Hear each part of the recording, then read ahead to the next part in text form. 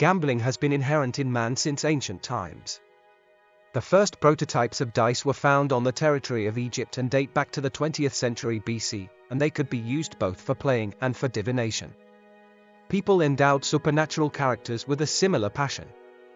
One of the variants of the ancient Greek myth says that after the victory over the Titans, the Olympian gods divided the world by playing dice. That's how Zeus got Olympus, Poseidon, the underwater world, and Hades, the underworld. But even then, such games were not considered a worthy occupation everywhere. For example, they were banned in Sparta. The Christian religion was even more intolerant of any games. According to the apostolic rules, a priest convicted of gambling or drunkenness was expelled from the dignity, and a layman was not allowed to communion. Moreover, even chess, which Cardinal Benedictine Peter Domioni called the invention of the devil and an obscene, God-defying game, was banned. The Orthodox Church was even stricter about this game. Patriarch Photios called chess demonic games. In the 13th century, the canonical rules compiled by Photius came to Russia and formed the basis for the pilot books, manuals for the clergy, after which chess was banned for several centuries. In the house building it is said, the demons will rejoice and everything pleasing is happening to them, so that both grain and chess are rampaging, and they are amused by all sorts of demonic games. Therefore, it is not surprising that chess appears in the first legends about the game with evil spirits. One of these legends is given in the collection, Chronicle of Flanders, dated 1131.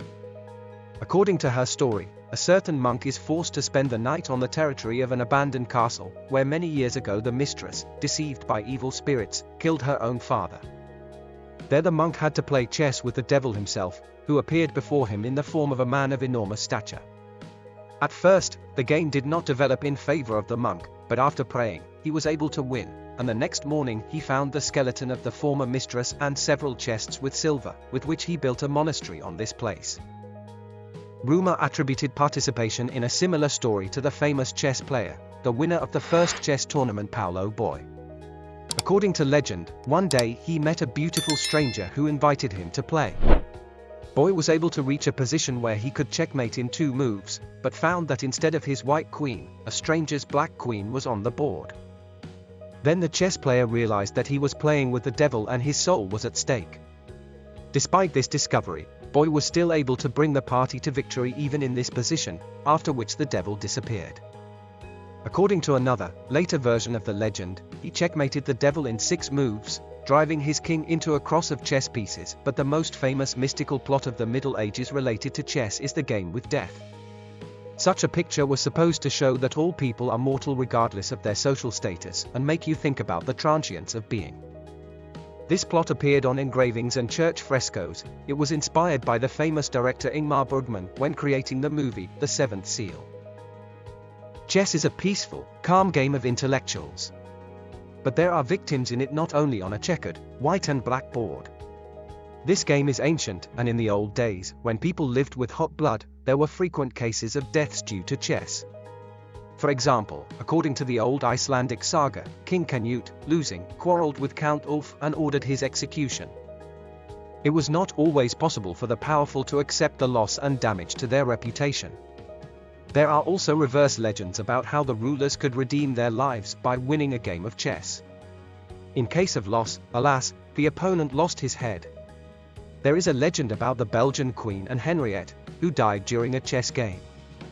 However, the legend is confirmed by the testimony of her personal maid of honor and is most likely true. After losing the Queen rose from her seat and saying, "I feel sick," fell dead. And according to one of the English historians, England suffered a giant sacrifice because of chess. They say that during the battles of the North American colonies for independence, the commander of the British troops, Joan Reltag, got carried away playing chess that he forgot to read an urgent report, putting it in his pocket. It contained information about George Washington's crossing of the Delaware River with the rebels, and using the surprise factor, they won this battle. Who knows, perhaps the history of the United States would have gone a completely different way if Colonel Rell had read that report. There are also more curious cases. For example, in England, in the 19th century, the minister of the church Sidney Smith complained that the Archbishop of Canterbury offered him to play chess, but after losing, he hit him on the head with a board and dismissed him from office.